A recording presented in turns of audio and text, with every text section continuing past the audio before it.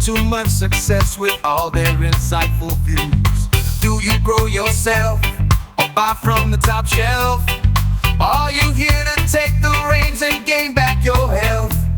Whatever it is, you know the biz. Leave a light, crack a pipe, and let's get on with it. If you want to acquire the knowledge, you don't have to go to college. You can just come hang with Aaron and Dave.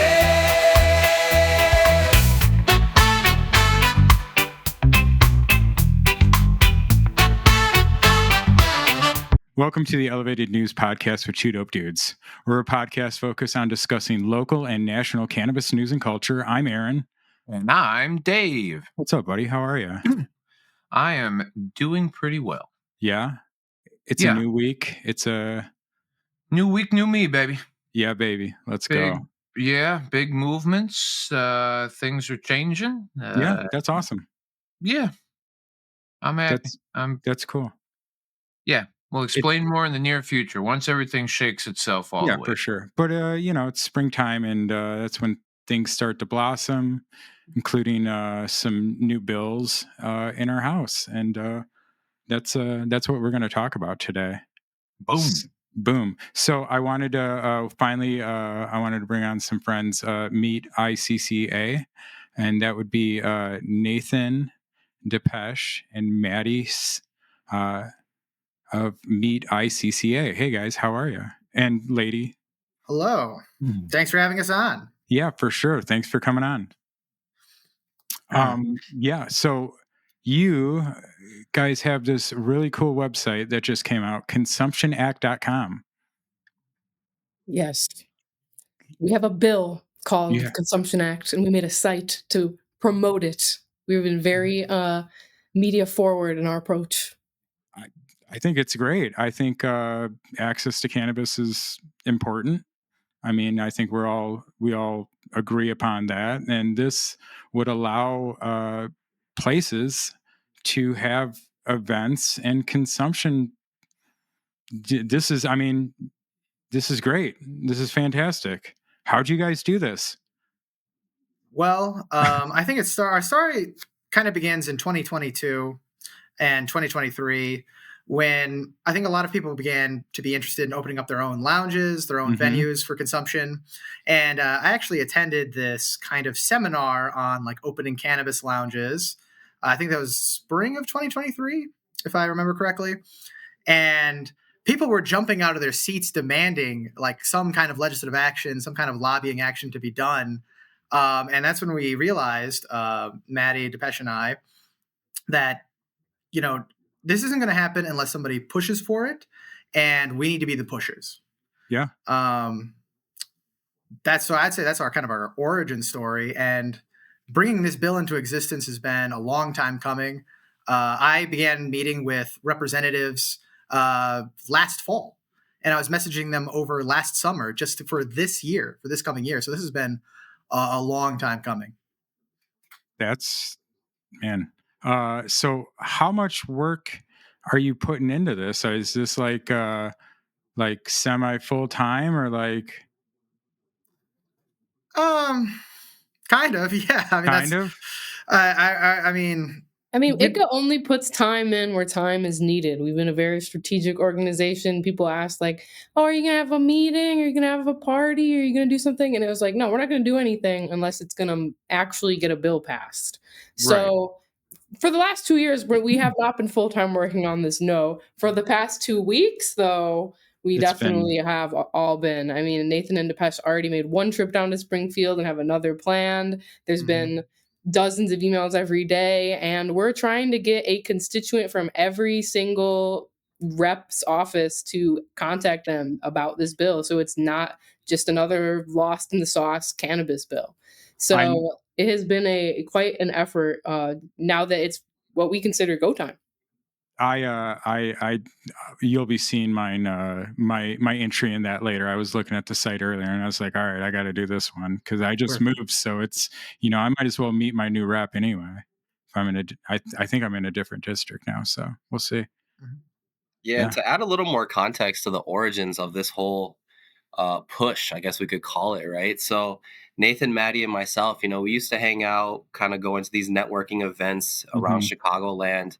Obviously, we're cannabis consumers, and we're over here just talking out loud, thinking, just shooting the shit, just trying to see the next big business idea, and one night, me and Maddie are like, man, wouldn't it be cool if we could just have an area to just smoke weed openly without alcohol, without the buzz of all the other nightlife, but just a casual vibe with cannabis, right? And we actually took the initiative. We found a location that was going to be perfect for this type of space, right? And for this type of use. And when we go to the municipality, right, at the city level to ask them to zone this type of business, they come back to us and tell us that, well, we actually have never zoned this type of business use before. So we will need to look at what type of state legislation is in place for us to, base our framework for this zoning use. And sure enough, in the state of Illinois, there's not a lot of framework that's been given to create consumption spaces. And we were like, damn, we were dead in our tracks there. It's like we found a location, we were able to, potentially have fundraisers and whatnot. And it all seemed like a great, dream come true. And then we find out that there's really no path to move forward because legally the government never created such a pathway to move forward. So little extra context there. For sure. Something we talk about, or something I talk about on the podcast, is that cannabis is not actually legal in Illinois. We just have a highly regulated tax structure. And if you really dig into the law and know what the Cannabis Regulation and Tax Act is, you know exactly for what it is. It's taxes. It's not how can we get people to participate? How can we allow people to better their lives or their health with a pretty harmless plant overall? You know what I mean? It's just about, revenue. Mm-hmm. So I think it's great that there are people speaking up, and there's finally some organizations here, like you guys, that are trying to get common sense cannabis laws passed, because the state has all but forgotten cannabis. Can to I that ask a point. question? Oh Yeah, yeah, go ahead. please, Dave. How do you? Okay, so from the idea of, okay, we need to help build the framework from this, what is the next step? Obviously, you have to talk to representatives, but how do we get to from concept and idea of let's start to try and help build this to now having a senator present this thing as a reasonable option for a bill? I would say, as the person who wrote the text that you were reading, I did a lot of research. And you research all these other different states around the country that have attempted this, and you try and take a look at what's worked and what's not. And because we're not alone in that, we kind of have these. You can kind of have lounges, maybe you can't. Exactly what you're saying in terms of it's illegal. We just have a tax structure over it that is not unique to Illinois, unfortunately. So it's really about doing your research and picking out what works. And the second thing is that we spoke to a lot of different people, not just potential business owners and consumers, but other advocacy groups. A big one we've partnered with is Cannabis Equity Illinois Coalition. Mm-hmm. And they're great people. And they gave us a lot of feedback on this bill and kind of helped shape a lot of it as well. So research, long conversations, difficult conversations, frustrating at times, but they're mandatory. Well, everything moves slow in Springfield, right? I mean, yeah. Yeah, Do and we're you hardly have- there at that point. Like right now, we just have a bill that we feel we have stakeholders that can stand behind, but we have yet to kind of find out what the final iteration of this bill could look like, given all the different interests. We definitely wanted to write a bill that got the state off the hook, we want municipalities to be the ones doing this, because there's more resources for municipalities to do this, the same way that the state doesn't try to zone every single business that happens everywhere. So cannabis, doesn't have to be this state lockdown thing, and we hope that we find agreement and across the rest of the representatives. I love this approach. This speaks to my heart of going as low as you can. You know what I mean? And this is getting in the trenches and fighting for it. If you're telling me you're actually helping write the script and the text for it, that's next level, taking the time and the effort for something that. Let's bring it up, by the way, because Nathan, on the website.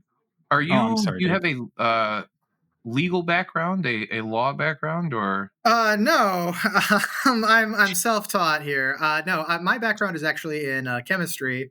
I was a scientist. I went to school for chemistry. So like that kind of analytical approach is definitely that's like my background. I definitely have a mind. I kind of like, I should have went to law school when I was in school. Yeah. But no, I don't have a legal background. Never too late.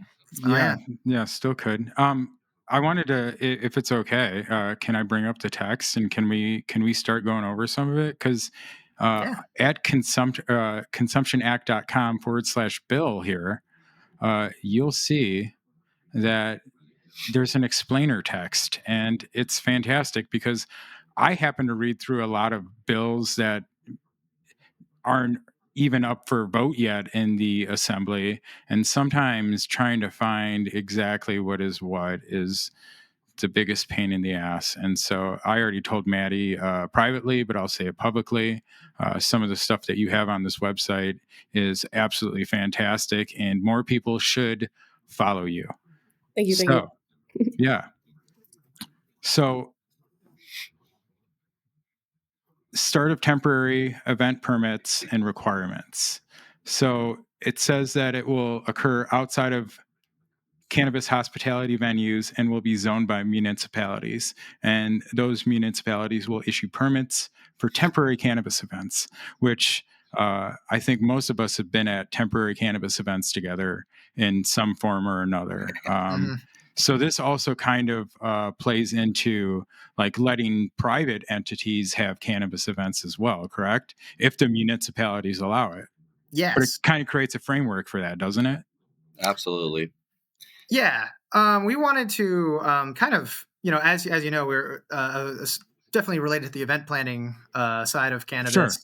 And so we definitely wanted to kind of take that whole growing space of cannabis events and bring it into the light. Now, I mean, I do think you got to be careful because like right now when it's this kind of, I guess, kind of underground scene, there is that kind of smoothness of, you can kind of just, hey, I got the venue owner to agree with it. I agree with it. We can just roll.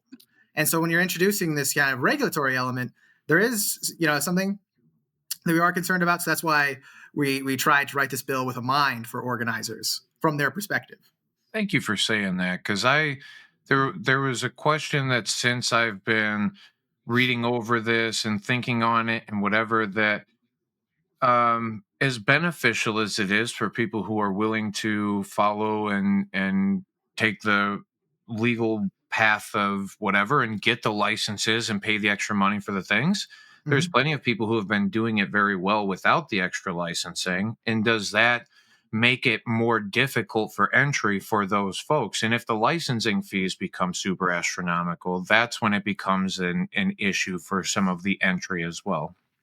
But yeah, so we definitely thought about that, and we have a provision in this that basically says that the fees, how do we put it? The permitting fees for temporary cannabis events must align with the real cost of regulating such events. So like hypothetically, if a city is trying to say that it's $1 million license, like this is grounds for saying, well, why? Right. Yeah, bingo. And that's what's hard about the CRTA. The CRTA provided no protections against municipalities, and it's resulted in people having to build a moat around a craft grow. So we tried to include some things in here that will not make that happen. Do you mean that literally? I mean that literally. I mean that they were afraid it was going to pollute the groundwater. So Okay. a $5 million moat exists to help a craft grow exist in Illinois. Is that around the warehouse or around their grow? It's around the grow. I mean, the grow is indoor, so it looks like a moat around the warehouse. Yeah. I know. So we and also we really a key part of our advocacy is saying like this job is not done with this bill. This bill doesn't actually open any cannabis lounges or No. give any permits out for temporary events. It's just the start to It's a start framework. getting municipalities to do so. So, Wheaton might not ever let the churches have smoking in them, all their stuff out there, but Schaumburg and Rosemont entertainment districts of this world. So that's a big part of it. And this bill's, I like to say, it's a little backwards. It starts with the temporary events and then does the hospitality venues. But basically, we're just trying to say that these hospitality venues that can always have consumption aren't the only places it can be zoned. The temporary event permits are meant Why do we? that aren't smoking all the time or whatever it is all the time. Why do we all have to go to Donald E. Stevens for the event every year? That's ridiculous. Like I want to go to the one close to my house. It's ridiculous. And then Smoke Free Illinois Act that outlines the exemptions of the act. I love that you went all the way back to the Illinois Indoor Smoking Act and said, hey, look, this is where it says we can do this. And this is how we're going to do this. A lot of this is really really ingenious, I think, because you obviously put a lot of work into this from a lot of different angles to make this good. I mean, I always say don't let perfect become the enemy of good. I wouldn't say it's perfect because nothing really is, but this is really good, man. Thank you. Yeah. We're really excited. One of the key things that we wanted to add to this bill also was that it would allow towns to allow bars to serve cannabis drinks and serve cannabis in the same spaces that they're able to serve liquor. Now, there's a lot of kind of skepticism when you talk to these legislators that are very hesitant about that. But then when you talk about places like Minnesota, suddenly it's not so scary anymore.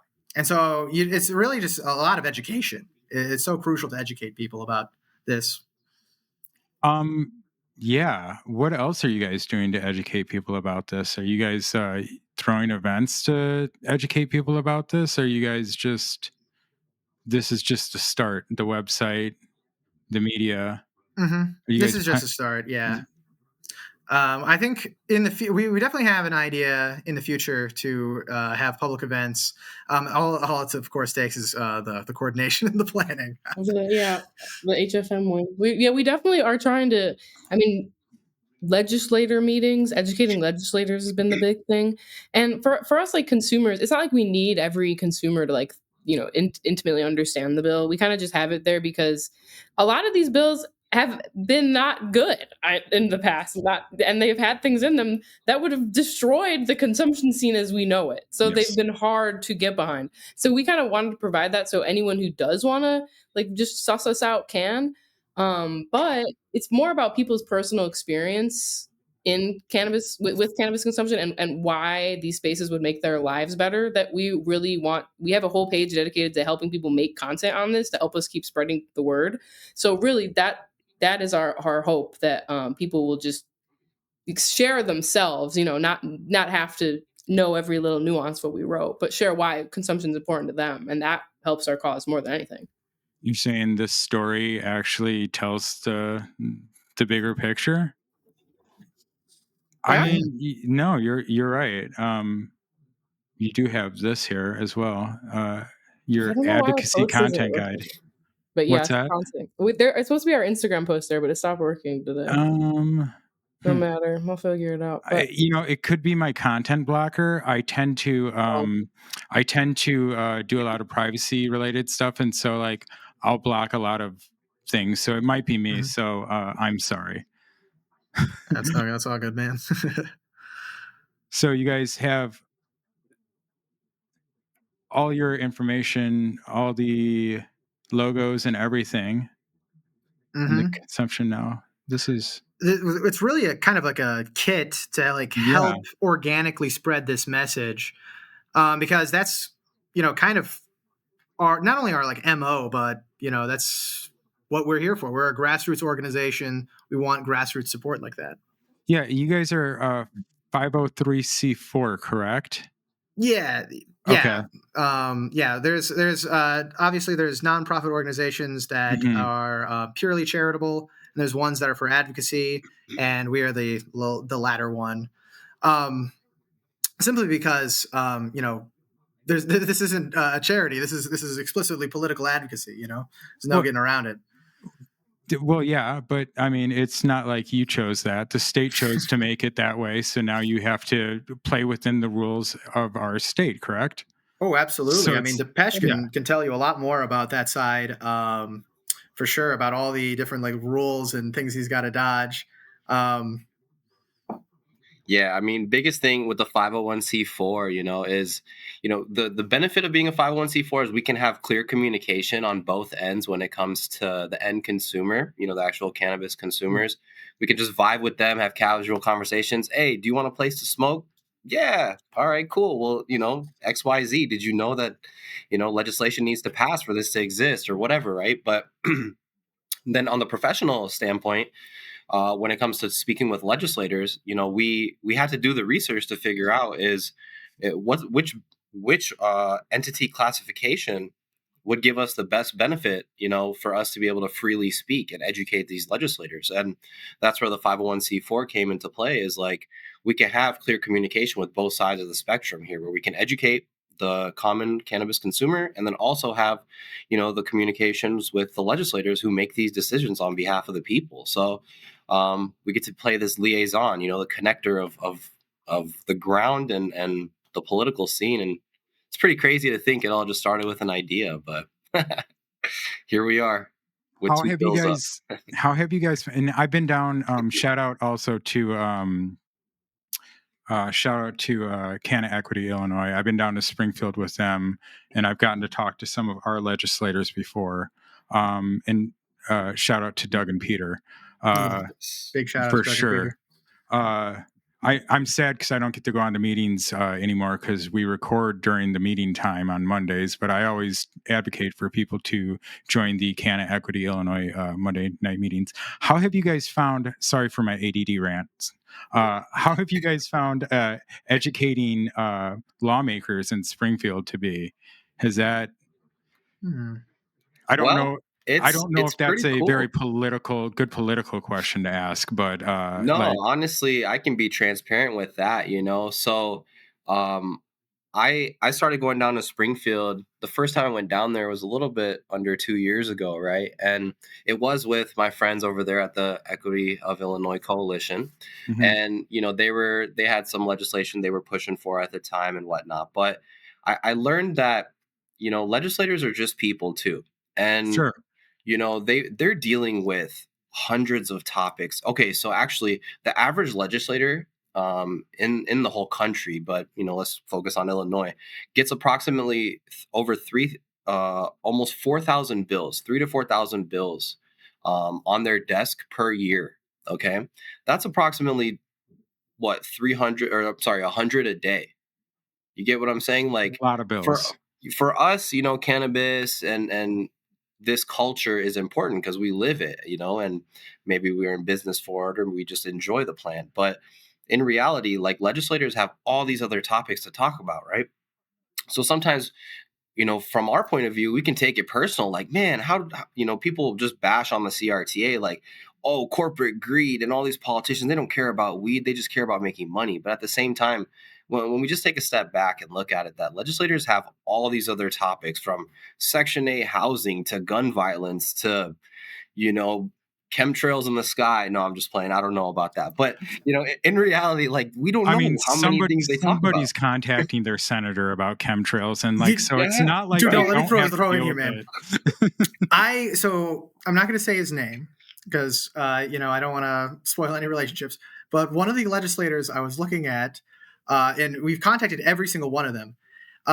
He's sponsoring a piece of legislation that says that, if you donate blood, that they have to register, like label it if you've had an mRNA vaccine in it, so that way you can reject or deny it. And so there's like all kinds of And we people out there, man. we all know that more classifications always solves the issue. Let's just if we just different way to classify it, more of it, like it's going to be fine. Like that's obviously the answer. Yeah. I know. You're right. That's a lot. That's too many bills, and like I'm sure everybody's complained at one point or another, or heard a senator, a congressman complain about not being able to read a bill. And the way we have things set up where we can gut bills and pass other bills within, shell bills are common. Shell bills are, and I'm only speaking for myself personally here. I think it is absolutely disgusting.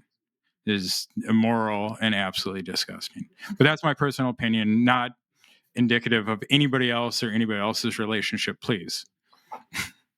I mean, at the end of the day, we got to just learn how the system goes and fit in. They say get in where you fit in, right? Mm-hmm. So the cool thing with cannabis, sorry to cut you off. The cool thing with cannabis, I just want to let this out, is like, even though legislators are all professional and whatnot, I mean, after hours, like I said, they're just regular people. Yeah. So when they ask me like, oh, hey, what are you here to talk about? Or what do you do out here in Springfield? I'm like, oh, we're educating legislators in regards to on-premise consumption, public consumption of cannabis. And they just, turn their heads like, oh, wow, we never thought about that. And so, there's different angles where we could be like, well, there's a recreational scene out there that doesn't, that's not being addressed, right? Or there's a consumer access standpoint where a medical patient is not even allowed to smoke in their home that the government pays for. And now federally, they might lose their disabilities because of certain guidelines, right? So it's just like, there's so many different ways this conversation can go. But what I learned is like, the power of the plant, right? Like I learned marijuana is the unbiased element. It can bring people together in so many different ways by just being itself. So shout out to marijuana. yeah, shout out to weed. I was just going to say something Doug said that resonated with me a long time ago was what they care about in Springfield is two things: money and people showing up. And if you ain't got the money, you better show up. So we got to show up. And that's why Dave and I talk about stuff like this, because we want to educate other people and inspire other people to show up, and so we can change the laws, because currently Illinois is losing money to other states, and consumers are looking for culture, and you can't find that in the dispensary, unfortunately. But this provides a framework for culture, almost, doesn't it? Absolutely. Well, there's been so many different. Oh, sorry, not to cut you off, Dipesh. You're good. There's been so many different proposals for like different consumption spaces that are not. I think a lot of us have an instant. You could think of like an Amsterdam coffee shop. You think of like kind of like a cigar lounge where they can kind of like serve you food maybe or drinks in addition to smoking. But there have been people who propose yoga studios, art studios, record stores where you can smoke inside and listen to music and look at stuff. So what we've really emphasized in a lot of our conversations is that this is just, going to open the door wide open. It's not just one thing. And then the second thing I also wanted to mention is some of these politicians also smoke weed. So some of them we've just talked to and like, oh yeah, it sounds cool. I smoke. Yeah. I mean, we did legalize it in Illinois, so we shouldn't be demonizing it at all. We shouldn't be looking down on people for use of a plant. I mean, I think we look down on people more about tobacco sometimes. I didn't fully read through the bill, so please accept my apology for the question I'm going to ask. In the smoke-free Illinois thing, there is grounds for consumption of cigarettes and nicotine products in facilities that have X amount of dollars or X amount of revenue brought in by nicotine or cigarette or whatever sales. So in the bill that you proposed, or in the bill that you've written, is the frameworks there to prevent them from saying the only way that you can have a consumption lounge, and I know there's consumption lounges available already, but is that it has to be 80+% of smoke related something that you have to do it in, where you couldn't have like food associated, right? I mean, and food might be different anyway because of the indoor smoking process, but maybe you guys have a better understanding. No, I mean you have a totally correct understanding of the exemption. Smoke shops where they're 80% from tobacco. This is exactly the conversation we had at the very beginning. How do we have a lounge? And we looked, at the relevant act, and we were like, yeah, you can't sell food. You would have to, 80% of your money has to come from nicotine sales. You couldn't do, you couldn't have, a record store, any of these kinds of like alternative businesses. So you're dead on the money. The kind of like the first realization we had, we got to have something new. So we add that exemption, the cannabis hospitality venue, and like add to that list of exemptions. Yeah, because it was expressed to us that upon writing the CRTA, they were fighting to get some sort of consumption passed, and that was all they were able to get passed. That they were only able to get those strange exemptions passed because of entities that we've yet to face pushback from, but that were apparently a big form of controversy to that, where will be smoked. Because we get it. Nobody wants. I grew up knowing my dad was home because I could smell all the cigarettes, and he didn't smoke cigarettes. He just worked at Smart Bar. So I don't want to go back to that. And we're not trying to make it go back to that. That's why our rules do say that they need to have HVAC requirements, or they need to be outside and sight obscured. So like a kid's not seeing somebody smoke weed for the first time just walking by the street. Like we're not trying to make this be everywhere and all the time. It's the controlledness that really we kind of already are doing, except we're not safe. We're having to hotbox Right. ourselves. Yeah, there's very few events that I've been to, and I think that's the number one complaint I've always heard is that there's too much smoke. It smells, it's stinky, and there's not a lot of venues that can provide that because there's no framework to make them have to have that. You know what I mean? Or Exactly. even invest in the equipment to make that happen. Because at Because the end it's of the just a day, the waste. Smoke Free Illinois Act is concerned with people who are employed. So Correct. we need an exemption in there that shows that we can keep people employed safe, which our bill does. It says there needs to be areas that you can be in doing your job that aren't smoked out. I did see that earlier. I like that. There was that, and then as we were talking about that, they had to show how they would, exhaust the vapor and or smoke. I like that too. Vapor and or smoke. If you're dabbing, you should be exhausting that too. Oh, yeah, all that propane. Oh yeah. Yeah, But it could be set at different levels with different things, That's what we like about the bill too, is it's opening municipalities. Like, who's to say that Chicago's not going to quickly get something through that says, okay, drinks, yeah, sure, you can do it. It's a permit. Here you go. They probably will deliberate more on the rest of it, but it's just very open. It's not forcing anyone to do anything, which is something we like to tell our Republicans following along. We're not forcing you to do this. The state, with its licensing systems and saying where you can do what, add a little more power. So, I mean, this again, going to the lowest level, that is accurate and works is small government. So any of our Republican friends who are following should, be on board with that. We're shrinking and going to the local level. So what's to hate about that? Talk to the left from the left and the right from the right. That's how you can get like this. Oh yeah, we're talking to both parties, and Right. every time I have in fact, actually, it's kind of funny. I'd say they've equaled out now, just simply because there's a larger majority of Democrats. But like at first, I was actually getting way more meetings with Republicans than Democrats. So this is not a. I feel like this could be a bipartisan issue. Everybody can come together. Everybody can come together on weed.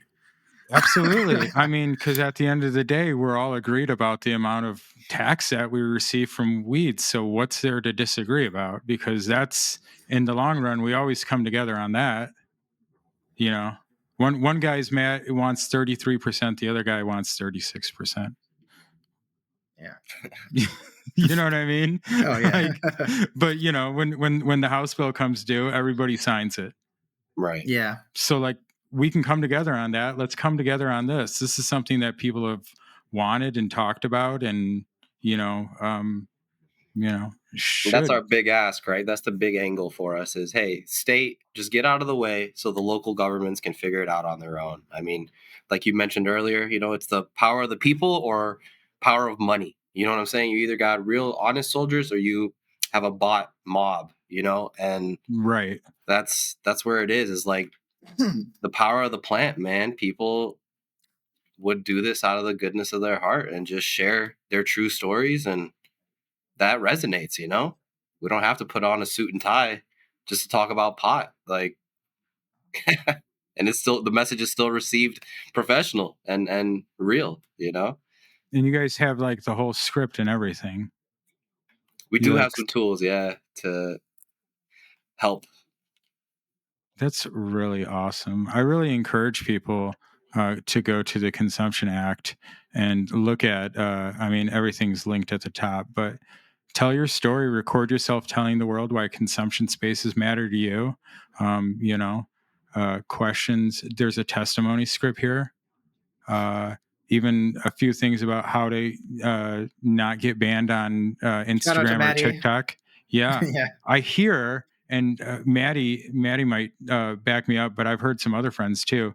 Getting that $12 a month check mark really makes a lot of difference because you can actually talk to people at Instagram. I hear. Yeah, I definitely got that. But today was actually the first day I posted something because I've been terrified to post because I was deleted twice. I know. So we'll see how it goes today and the next week of content that I have to put out. I saw that. If you're not following Made.Content on Instagram, you should be. I think today's post was about Bud and Rita's in Wadsworth, right? Look We at do that. a lot of dispensary openings. And then this is how we can help here. Email and call your legislator. And there's even a link to how to find your representative, right? And that probably goes to Illinois policy, and then you can zoom in and tell people where you're at and in the area. And then you can fill this out, and then this will just send right to your senator, correct? Or are Well, we just when they're copy and in pasting there, here? they just Yeah. copy it or write their own. Yeah, we're not as fancy as others might be, but No, that's okay. few I clicks mean, around, they can do it. no, that's super cool. That makes it so easy to do. At the very least, this is something that people should be able to do, right? Like this is the least you can do if you're going out to, say, urban legends events or Lil Bean events or whatever your local events are, and you like to get cannabis. This is something that you should be participating in if you want more of it, I think. Absolutely. Yeah. An email is obviously, it's low, trust me, I don't like calling people on the phone just raw, and especially Right. just to kind of like tell them something, demand something of them. So like an email is definitely kind of like nice, low stakes, perhaps. It's definitely, a phone call, an in-person meeting is king, Yes. but an email, it helps. I mean, they do read these emails. I know a lot of staffers. Dipesh also knows a lot of staffers now. We've gotten to know them. They do read this stuff. Maybe they don't respond to it. Maybe they just send you the boilerplate, but I can tell you they do read them. Yeah, I mean, they definitely keep track from. The worst thing is when they sign you up for the mailing list, and then you got to see all this stuff that they're, on their platform. You're like, I don't care about any of this. I just care about yeah. weed, man. I just care about weed, man. But no, and if you're calling, it's not like the senator is going to answer. It's going to be some college kid that's like, hey, thanks for your message. We hear you. Or it's going to be an answering machine or something like. Just practice in the mirror before you call, smoke a bowl, practice in the mirror 3 or 4 times, and then just make the call. You'll be fine. Kids these days, they're so scared they don't even want to start, Yeah, what for are you me going to do? personally, I enjoy phone calls, honestly. I'm like, I'd rather just, there's only so much emotion you can read from an email, if any, right? You can't. So it's just the text right there on the screen versus on a call, or like Nathan said, in person. We get to read the room, and that's the So cool thing with pot is we get to just tell our own stories. And when do we think that this bill is going to be up for? Well, like, where are we at right now? So the bill is written. So we got to get some legislators on. We got 2 sponsors, right? We More got than 2 sponsors, actually. Okay. Yeah, Yes. we've got multiple sponsors actually, but we got it in both chambers of House and Springfield, Senate. Yeah. okay. House and the Senate. That's usually that's The same very exact bill. Mhm. In both. Really? Yeah. In the same? Exact wording, same exact language. everything. We're hoping they just boop, boop, boop, boop, boop, right to JB. And he goes, fuck yeah, smoke it. Though, So- if you want a more detailed timeline, we have to get it through. So right now it's in what's called the Rules Committee. Mhm. And this is, again, the dirty tricks of politics. Mhm. They assign where this bill is going to go. And if they don't assign it anywhere, you're SOL. So right now we're pressuring them. We're trying to get this. We're trying to canvass the whole legislature to kind of continue to build pressure in support of this bill. But we have to get it assigned to a committee and through that committee by, I'd say, mid-March. That's kind of our current next deadline. We had this bill had to be filed by February 7th. So we got that deadline through. Now we got to get through the committee deadline. And then the end of the session, so when this, like, the final vote has to happen, is by basically more or less Memorial Day weekend. They leave session at the end of May. And, it's really frustrating to talk to these politicians who are like, oh man, we're so busy.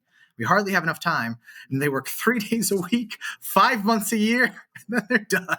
And you got to stand at the rail or in Mhm. the tunnel to get 30 seconds with them. Yep. It's crazy. It's frustrating. I love the work. I'm a sicko. I love it, but it's also frustrating at the same time. I mean, it's something you're passionate about. It's something I say about what Dave and I do. Dave and I are friends. We talk about weed stuff, whether we're recording or not. So we might as well try and do something good with it. It's kind of the same thing. You're passionate about this. Let's do it. Yeah. Let's do it. Absolutely. So we really need to push to get our legislators on board with this, right? Mm-hmm. Especially Yes. your house rep.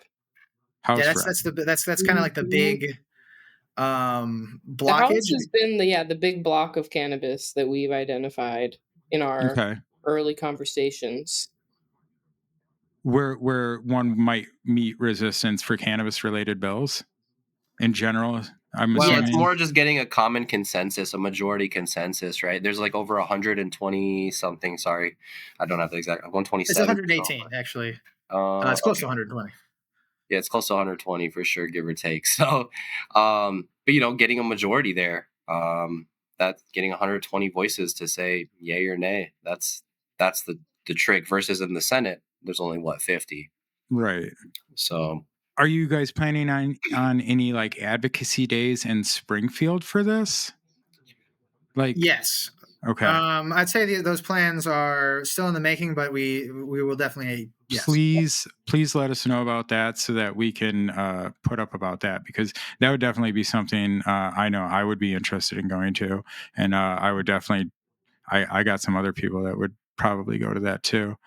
Maybe some people with the Fox Valley Growers Club, medical card holders. Yeah. That's kind of my thing is, more access to cannabis. Although we do have that bill in the House that would increase caregiver patients and home grow, which is really awesome as well. What's the bill number on that one? I'd like to check that one out. That sounds great.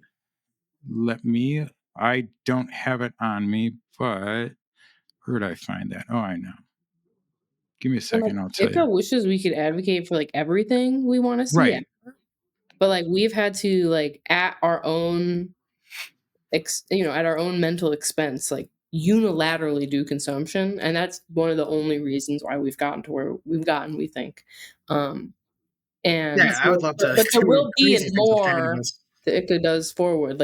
Ideally, we don't want to have to not be able to buy cannabis where you use it. That doesn't make a lot of sense. It's only perfect. BYOB bars right now. So I got the there's a link. lot more to do for sure. But yeah, House Bill 3498 by Rita Mayfield. Oh, perfect. Yeah, I'll check it out, man. Yeah. Thank you. Yeah, that's an awesome one. But maybe I could get some of the Fox Valley Growers Club. My idea always was to have a bunch of medical card holders who are growers as well to advocate to their lawmakers, because I feel like that is more powerful than just some random stoner coming up to them and saying, "Hey, we want to grow weed," which is cool too. Like, I like growing weed because like I like hanging out in the garden and hanging with my plants. You know what I mean? Like, whatever it is, it's cool, and we should have more of it. You know what I mean? So let's 100%. Yeah. please let us know for that. That sounds awesome. We definitely see ourselves as like, for the consumer and like for the like end user of all of this. Like, that's, I feel like, always like the forefront of our mind is like, how would you actually use, whether you're like the person like trying to like start this business, or whether you're the person who's going to be going to these, what is the kind of experience that you're going to be receiving? And like, I don't know, just trying to make it, again, get the state out of the way and just hopefully allow those, municipalities who know these business owners and can like work with them. In regards to a lobby day, Aaron, just to chime in while you had that topic, it's like, when do you think people would be down to go in like April? If we got, I mean, there's April is definitely a prime time. If we can, if you guys can attach, like, maybe if anybody else is doing anything around 420 for cannabis and hemp advocacy, like, there's power in numbers for sure. Yeah, 22nd to the 24th, they're in session. I'm just thinking because May is basically when the deadline of the votes is due, right? Like, for the bill to get called and voted on is, I think, May 31st. So we've got to just get awareness sooner than later. So I mean, I think April would probably, if you're going to attach it to like the 420, that's that sounds awesome. I would love to send an email blast out to the people that hang out at my stuff to try and get them down there for sure. If that would be helpful, Oh yeah, no, hopefully. I mean, Yeah, we know some showing people with some vans who can drive people down. Anyone carpooling, The big issue, of course, is like coordinating and like fundraising and just kind of like squaring all that away, because it's about like a 3-hour-ish drive. Yeah. Down to Springfield, so it's doable. It's not like a super long trip, but it's definitely like you kind of got to settle in. Yeah. Trip. Yeah, and sometimes those Springfield things can go kind of late, so it's a whole day effort for sure. I know. I mean, I've driven down and back before. Oh, same, yeah. And you guys are more towards the city, so you guys got to leave super early. Oh yeah. We're actually leaving for this coming week. We're going to be going down on Tuesday night, so we can be ready bright and early on Wednesday morning. And yeah, I'm going to take like the train back. It's going to be like midnight when I finally get home. But yeah. That's that's what I think Peter was saying. That's what he was doing. He was taking the train down a bunch when he was like all the time. But thank goodness that we have trains that go all the way down to Springfield, because thank God for that, man. Yeah, trains and buses. So as long as they don't miss the last train or bus, which usually leaves, I think, 7:30 or so. Yeah, so it's kind of lame because then you got to leave the parties, Yeah, you got to leave the party at 7:30, but it's your ride home. How are the parties in Springfield? Are they super lit or just kind of lit? I'll let Dipesh answer this question. And then don't look at me like that, Maddie. Nah, I would say you got to be there to see it. It's unique in its own experience for sure.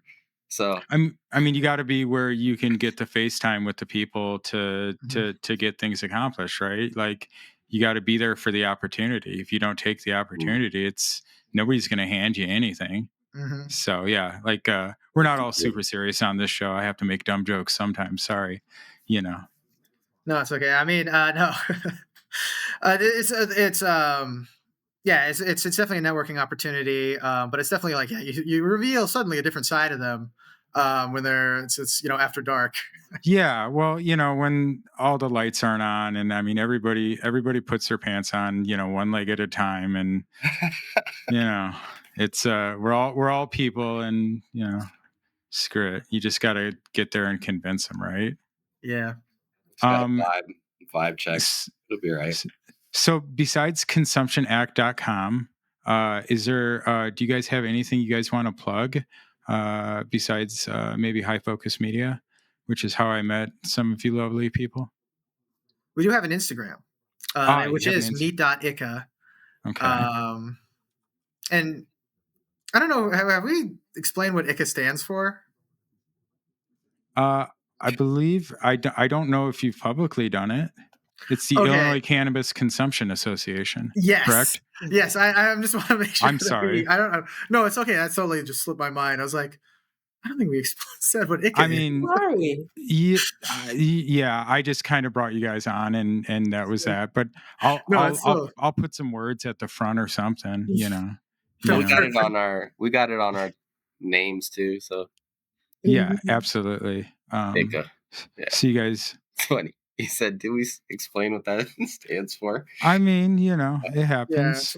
Yeah. It happens. Sorry, we got the whole script. It's easy. Plug and play. And then there's the abbreviation of the bill is OPCA. Is it OPCA? So it's ICCA's OPCA. On-premise Cannabis Consumption Act, so OPCA. So that was totally unintentional. But yeah, ICCA's for OPCA. ICCA's for OPCA. But no, I want to also we're really use the little logo, like that little logo. I think we need like a visual hanger of this bill, which is like weird. Like I'm using like marketing tactics in like legislative stuff like that, and that's what makes us unique. Is like Nathan has a master's of chemistry, I have a master's in PR, and Dipesh is like distributing things worldwide. It's a very and what business do we have doing this? And because we just want it, and that's like really the message that we want people to like get is like, if you want it, you're just like us, you can help make it happen. I will use the little blue on-premise Cannabis Consumption Act logo. But everyone, that's my message to everyone. I want everyone. That, if I want to plug anything, HFM's doing fine. We're kicking. Come. HFM's doing fine. Come out to an HFM event.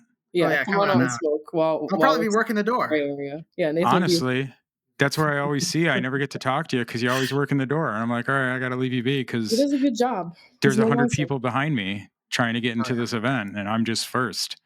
Oh yeah, no, it's a great job to have because you get to introduce everybody. But yeah, so sometimes I'm gonna have to get a replacement so I can sesh with you guys. Yeah, that would be great. Or you guys gonna have to come out to sessions or something one of these Saturday nights, or I'll get out to another one. Yeah, we'll definitely be out sometime soon. That's fantastic. Dipesh, you want to plug anything besides the Meet.Icca Instagram? I got my brand Smoker's Glass, SMOKERZ _ glass GLASS. So we work on handmade glass products sourced from overseas. Got family in Nepal, so we got some friends and family out there that manufacture random knickknacks. We even bring over like jewelry and artwork and tapestries too. But Smoker's Glass is kind of my into the cannabis industry here. We started with the smoking accessories, and now we're advocating. I mean, in the long run, we're all looking for access to cannabis, no matter which way you're coming at it from. So that's what's beautiful about the plan. It can bring everybody together, and hopefully this Consumption Act bill can bring everybody together, and we can get it passed. Help get it passed. That'd be awesome. Yeah. So thanks, guys. We really appreciate you guys being on the show. Thank you for having us. Yeah, for sure. We really appreciate it. For sure. Thank you, guys. I'm going to hit. Y'all are way cooler than not that I didn't know of you or anything, right? I just, from behind the scenes, I read the thing. Aaron's told me a little bit, and now sitting down and chatting with you all, it's hard to shut me the hell up. I don't know if you've ever watched one of these podcasts before, but listening to all of your perspective on this thing has been very nice to hear that you've sewn some things up, and you really are crossing your T's and dotting your I's with some of this stuff. at the same time of understanding that it will develop no matter what, right? Like, and we all have to be accepting of possible change coming. And it sounds like you guys have just really accepted whatever comes from it, but you're pushing the effort towards the proper things. And I respect the hell out of it. As a person who worked in cannabis for a long time, the cannabis culture, we call it, whatever, the cannabis experience does not exist in Illinois. There are a few very small sectors of it where you'll get into it, or we have some badasses who are putting on some events. I think with this, you've taken the risk out of them doing the things that they're doing. You've given them the frameworks to exist in a place legally, but also in a place where hopefully, man, let's all, like, I've always said, like, there's plenty of the pie to go around. And I think that everybody deserves to profit, especially the people who are putting in the effort, right? So uh, I think that this framework allows for a lot of the people that I exist around and see, that I love, that I want to see profit in this thing, have access to that profitability. Right. And I think that we're missing that big thing, the cannabis culture, the thing where all of us as cannabis consumers are so capable of presenting outwardly at the end of the day, but we're not able to outwardly do so because of the limitations set by the state and whatever. So I can't thank all three of you enough for being the group that's going out there and trying to breathe some fucking life back into the thing. I've been talking about how cold and sterile the cannabis experience is in Illinois. So to see advocates for the liveliness and I've always said for a very long time we should stop having presidential debates and start having presidential conversations. And I think that through a little cannabis consumption, conversations happen, right? So to bring the people together over a joint in a place of comfort where you don't feel like a criminal would only progress our abilities to break the barriers of differences, right? Stop all the bullshit. I don't care what team you like. I don't care what side of the aisle you stand on. I don't care who you go to bed with. None of that is ever going to matter. Once we put this in the air, boom, bang, bing, bong, and all of us go, wow, we're so fucking common with this one thing, right? No matter where you come from, and bingo, right? We all, with that, every single one of us, no matter what our background is, we've all gone, fuck yeah, let's work towards the same thing. And for me, that's why I do cannabis, and to have people who are out there with the same passion, the same love, but the same like intellect, right? Because there is a logic in this thing that is completely missing. All right. So thank you for building a framework of logic that would help the government and the consumer find a common place to end up having these conversations that we all need to have, consuming the way that we all want to, and not feeling so damn criminalistic, right? Like, I think that's really the other thing, is how do we break down some of the shit where all of us keep feeling like criminals on it? And I think this does a really good job of it. So, again, sorry I didn't say much more during the actual conversation, but just listening to all of you advocate for this thing that I have so much passion for, and I've given almost 10 years of my career towards, like, to see people who might not be from the same exact places that I have come from, to be just pushing as hard as the rest of us are. Like, mad thanks to all three of you. I will help in any ways that I can. I will advocate in any ways that I can also. But yeah, thanks again. Wes, we'll look up your district, put you down. Yeah, thank you. Yeah, bro, David, thank you for that summary and recap and just response. That really reinvigorated me, man. That was one of the best. That was definitely the best response any spiel I've ever given.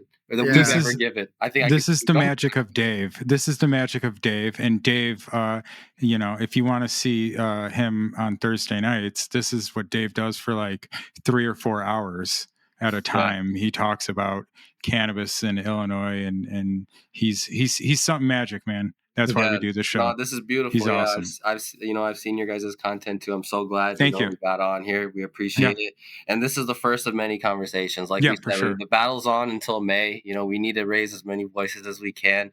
Let's get the people to speak, because like you were saying, bro, the culture can't be determined by some squares that don't even enjoy the culture. So we've got to vocalize for our culture here, and we got to stand. We're legalizing what we see. We're legalizing the reality we're in. You know, we're not trying to make all these risks. So yeah, Dave, what you said, that's what you got to tell your legislator. That's why that passion, all your friends, fervor, everybody. Yeah.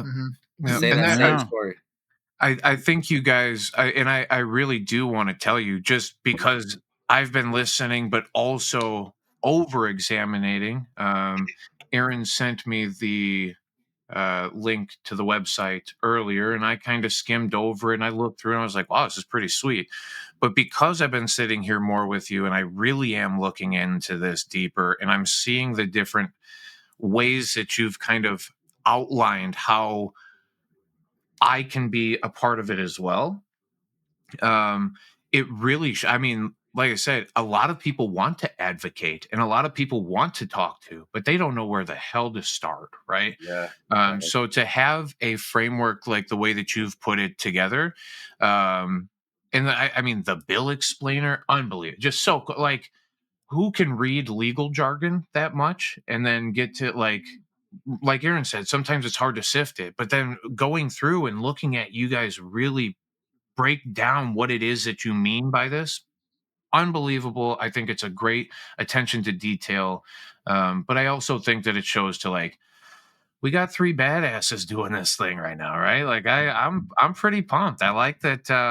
You know, I appreciate you all coming on, and I'm happy that I've got to meet you. And I look forward to meeting you out in the world, maybe with a joint in our hand, and hopefully well before the framework is already given to the government. I want it to get done. Let's get it done, but I'd like to see you before all the stuff has to get done too. So maybe at the Honeycomb Hideout. Mr. CBD's Honeycomb Hideout. I can finally get Dave out there one of these times. That place. Mm-hmm. Oh yeah. Honestly, yes. We'll get together some night, or at one of the many events. What about just a quick thought for you guys too, possible? What about like dispensary pop-ups? Have you considered it?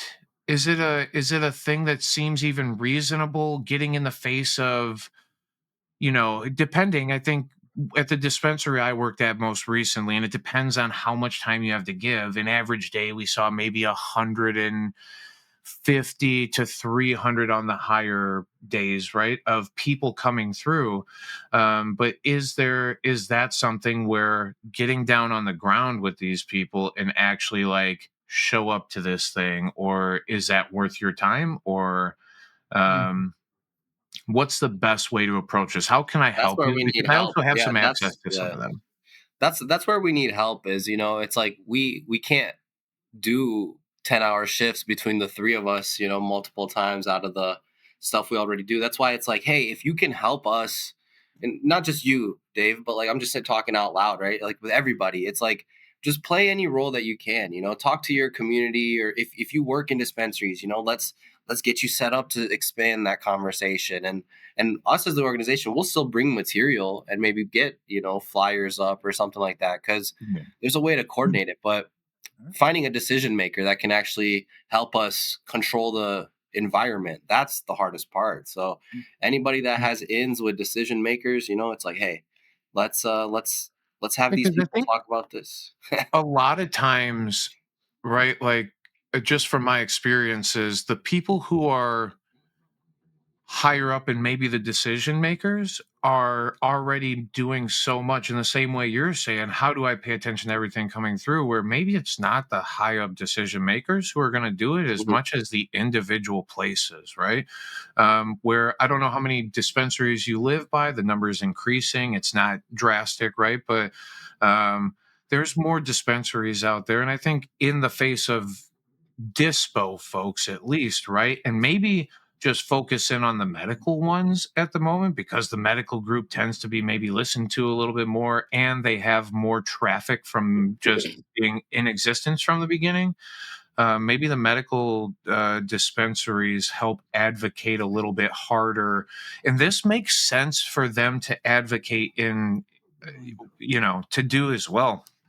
People like Rise and Mundelein have a consumption lounge to begin with, right? Mhm. So perhaps this is something to piggyback them. And then Rise also is GTI, which means that you have access to the 10 dispensaries that they own, right? Immediately. But then they have how much promotion power also. Where if it's, I don't know the right guy to speak to maybe in a Rise, or if it's at the Mundelein location itself, if it's in the GTI structure, where you would fall into getting your best whatever. But I would imagine groups of that nature would have so much more media push immediately, right? And even think of in an Instagram sense, I don't know how many they got, but a lot of these groups have 10, 20, 30, 40, 50,000 cannabis consumers from Illinois who are already following their mission and seeing every one of their posts. So Mhm. just my thoughts, my 2 cents on it. The Lunar Lounge of Cesser. I've had pretty good conversations with that young lady in the past. We've been there. Yeah, Yeah, It was very. great. yeah. Yeah, yeah. Shout out Molly's joint down in Tilton too. I've been there Our, too. It's our, also our great. friends over at the 1937 group, Bingo. Ray and Ambrose and everybody over there. Yeah, love them. And that's Yeah. They're great. I Well, have some so- plugs too. I can maybe help you guys. Is all I'm saying. If you ever Yeah. need me to, if you ever think that that's an avenue, let me know and I can start trying to get you in with the right folk. Yeah, Absolutely. to really I guess we definitely have thought about geographically targeting certain reps, but at this point we don't even know which reps to push on because we haven't heard back from them all yet. We're really in this state of trying to see okay, where's the support? And then I mean we have a list of 6,000 people who've come to our sesh before and where they are and what they do in the industry. And so Wow. we definitely are going to lean on that email wise Yep. and hopefully content, our friends at Third Buddies shared a post for us and it got 30K views. And so and that's just the first go. So I mean we have to work smarter, not harder. Yeah, I'd love to be in all the dispensaries, but as High Focus Media, we don't even do pop-ups because we've discussed ROI and how much consciousness somebody has that's going through. And I mean, I know you know too. I know Get it. how much consciousness you have walking into a dispensary, and not a lot, but you have a lot of consciousness when you're at an event. So yeah, we've definitely thought about how being at certain events at certain times that are coming up, being at our own professional stuff. We're having a very big one on April 1st that will likely have a huge ICCA activation at it. So, yeah, thinking about how we can engage the people to tell their story is, definitely where we're at. Yeah. Yes. Cool. Everybody go sign up on the email at the consumptionact.com to talk to your rep and help out for sure. Let's figure out which reps need to be talked to. Yeah. Yeah, it needs to be squeezed. Yeah. Yeah, like I said, just let me know if I can help you push either side of that. And I think, the talking to the reps and actually doing that thing or making content for you guys, right? And maybe that's where the dispensary is a little bit easier to hit because then all of their people are like, yeah, I want somewhere to consume too, We get some of the ground grunts, but let's chat. Let's chat. I'm Exactly. super into it. I want to help as much as I can for you guys. Oh yeah. Thank you. Oh yeah, we'll be calling you soon, bro. Don't worry. Yeah, please. We're gonna put you to work. Don't worry. This advocacy stuff, we need all the help we can get, bro. So all hands on deck. You guys are good people, good vibes for sure. Dope people right here. Support dope people. That means support everybody in your community that's doing cool stuff. I feel it. I feel it. For sure. Thank you. And Dave, anything else before we let them go? No, just again, my greatest of respects to all three of you. I understand how thankless the job is at times too.